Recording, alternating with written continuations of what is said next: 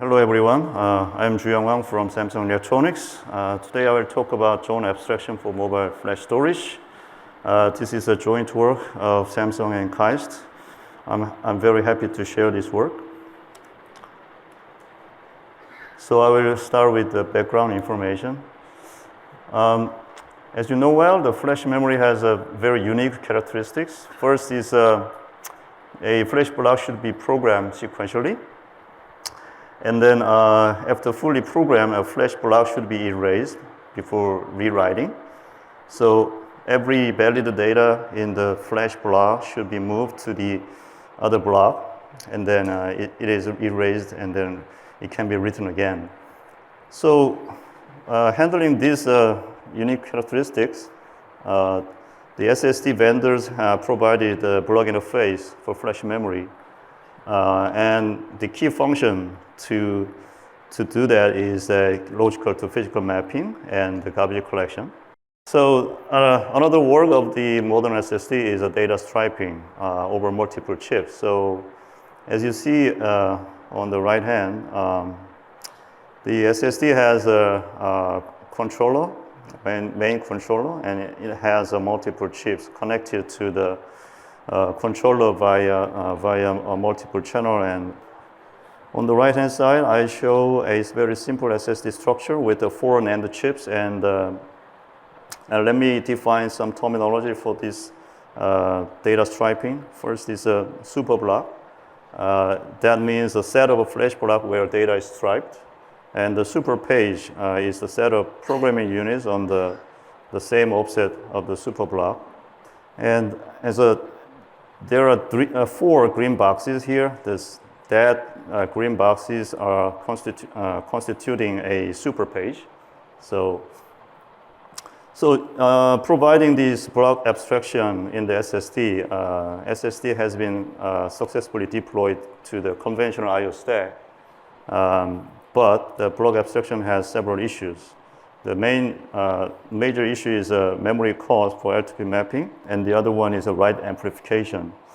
So there were a lot of research to address these 2 problems. One of them is a zone namespace, GNS SSD. So in GNS SSD, device is divided in equal size zones, and each zone should be written sequentially from its first to the end. And so using this sequential write constraint, the device can simplify the L2P mapping by using coarse grain mapping. And another advantage in GNS is that host can control the data placement so that it can remove the device level garbage collection. But host should be doing data separation to reduce the overall write amplification. So data should be separated based on the lifetimes, and so using the application hints or other file system hints, that the data separation could be done better than in the device level. So the main question here is that does mobile storage benefit from zone abstraction as well? So GNS SSD has been done for server SSD. But actually, the mobile storage has different constraints. First of all, the mobile device requires very high critical responsiveness. Zone abstraction has several advantages for the responsiveness. One is random read performance, another one is random write performance. So these are possible because of the zone abstraction features like the sequential write constraint and data separation. But it also has some issues in mobile storage because the mobile storage doesn't have a DRAM, so it has only a very small SRAM, and it doesn't have a power loss protection. So due to these constraints, the designing zone abstraction for mobile storage is quite challenging in these 2 perspectives. First is multi-zone write performance can be degraded when writing to multiple zones concurrently. And the other one is the tiny synchronous file update latency. So I will talk about these 2 challenges in more detail in the following slides.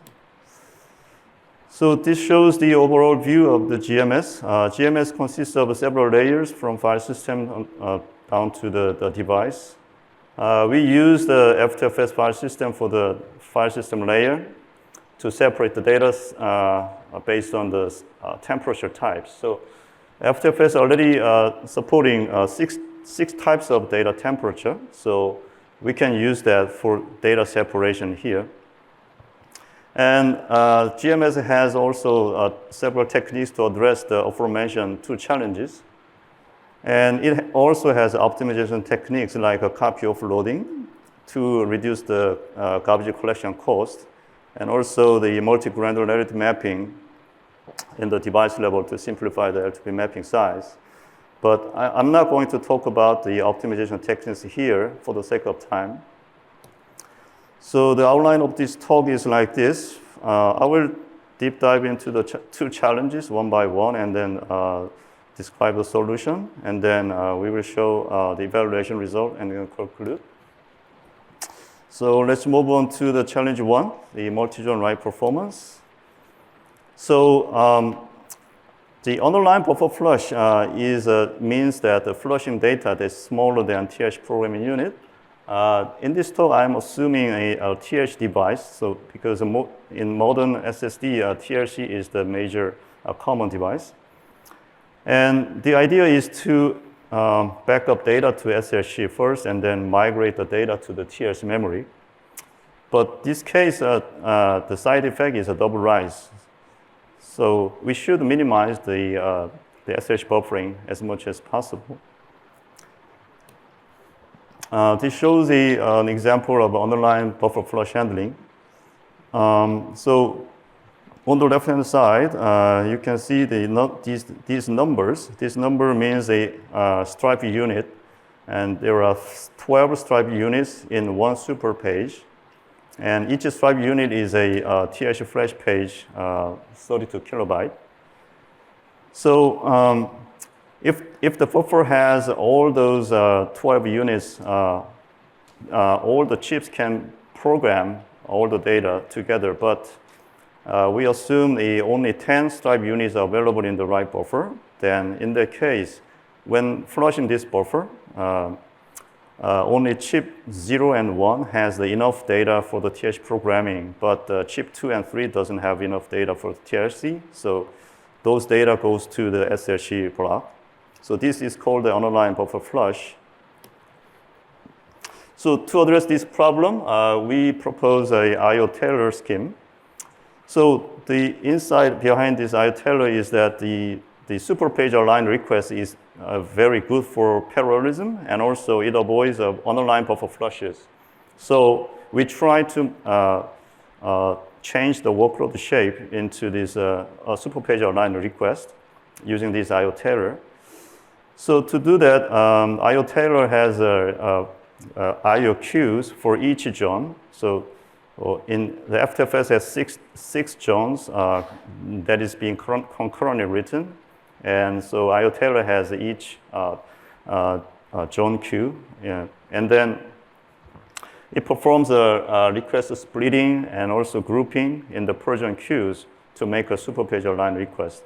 So for example, on the right-hand side, if there comes a W2 request, and then it is crossing the super page address boundary here, so it just split into two, then the front part of the W2 is grouped together with other requests, and then it's sent to the device because it is a super page align.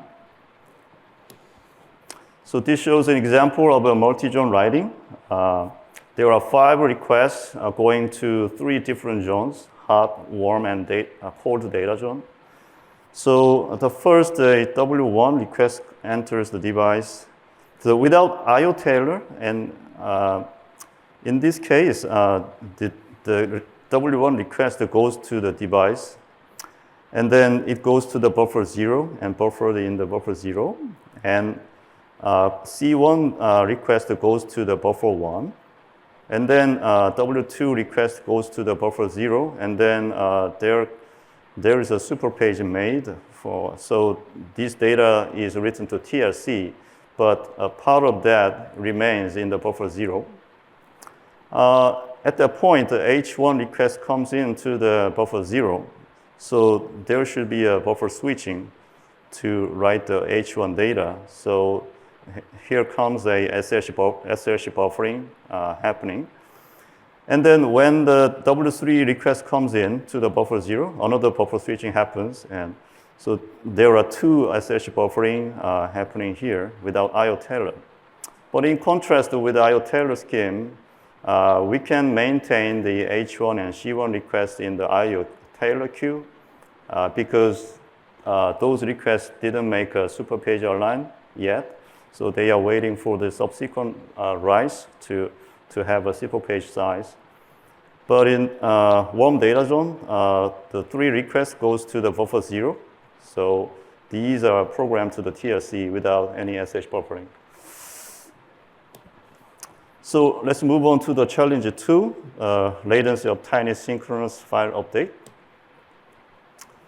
So FTFS has a write optimization for the synchronous file update scheme because the tiny synchronous file update is very latency critical, and the mobile device has very frequent fsync cases. So, but these scheme cannot be used on the Zone devices because of the sequential write constraint of the Zone. So this figure shows the comparing the pen logging and in-place update scheme of the FTFS. The default write policy is pen logging. So even though a file is updated, FTFS writes the new data to a new location and then writes the metadata. FTFS node is recording the new location for the data. But in case of in-place update, this new data goes to the original position. So there's no node write. So it can be more efficient without node write. So let me show you some SQLite insert transaction procedure here. This shows SQLite has 2 modes, a rollback journal mode and a write ahead log mode. This case, a rollback journal mode. And it first create a rollback journal first, and then write transaction to the journal first, and then fsync the journal file. And then update the database file and fsync the database. And finally, it deletes the journal file. So this is the procedure for a single transaction.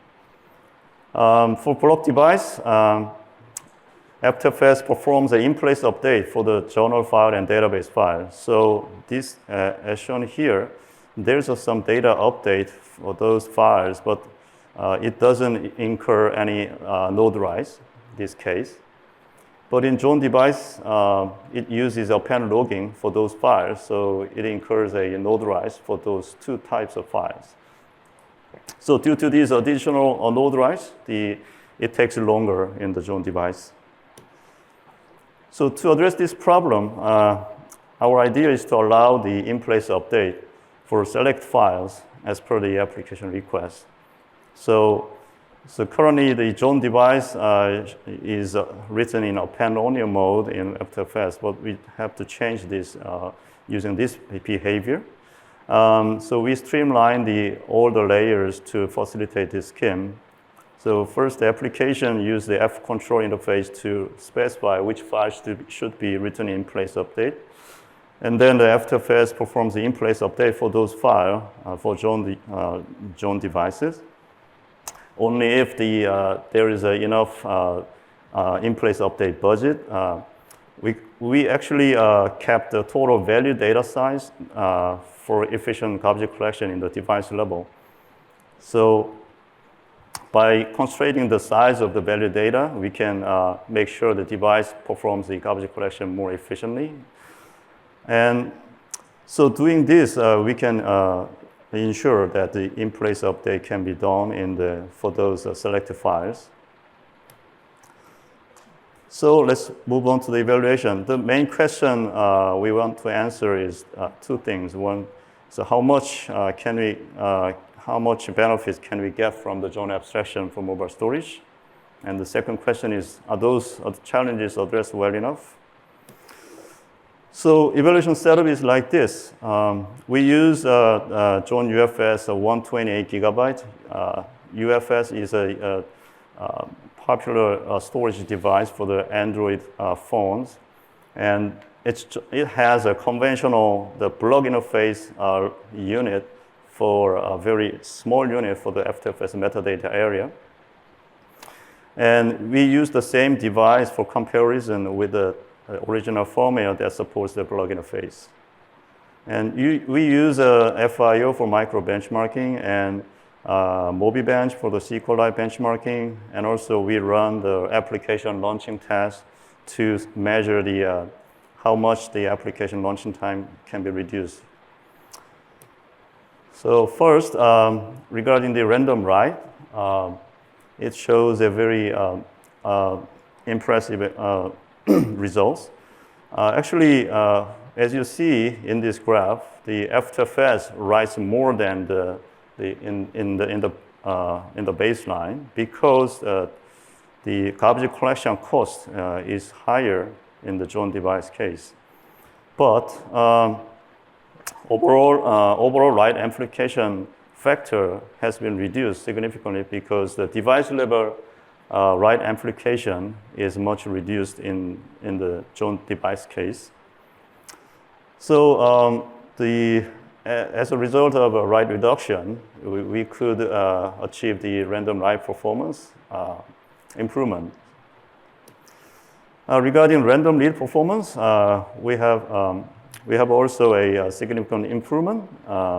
In the micro benchmark case, it shows better performance gain in the aged condition. This case, this 8 gigabyte is higher than some, the wide range random read. So when we increase the range of random read, the performance gain is higher.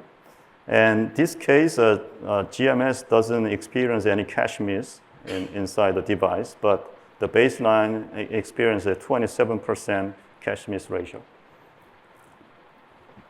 And so due to this kind of acceleration, we were able to get the better application launching time.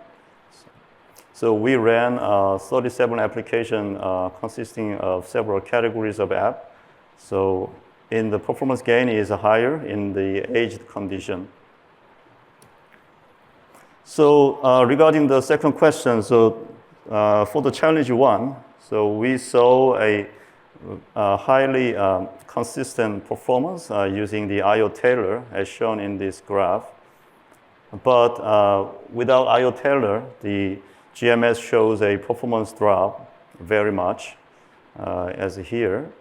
And the baseline shows a performance drop when the device garbage collection kicks in. And regarding the challenge 2, we observed that the budget-based in-place update scheme enables the equal performance to the baseline because of the in-place update scheme has been used. And it is interesting to note that the while mode, write-ahead logging mode, it's the Joo-Young device shows a better performance with append logging. It's because when the while file is being accessed by the block device, it shows a more I/O than the append logging mode. So to conclude, so Joo-Young abstraction is a promising technology for improving responsiveness in mobile devices. And we identified 2 challenges in deploying the Joo-Young abstraction for mobile storage. And GMS has techniques to address those challenges. And with our evaluation on real device, we show that the GMS has significant improvement in the random read-write and write amplification. So yeah, this is all I have. Thank you. So I'm happy to take questions.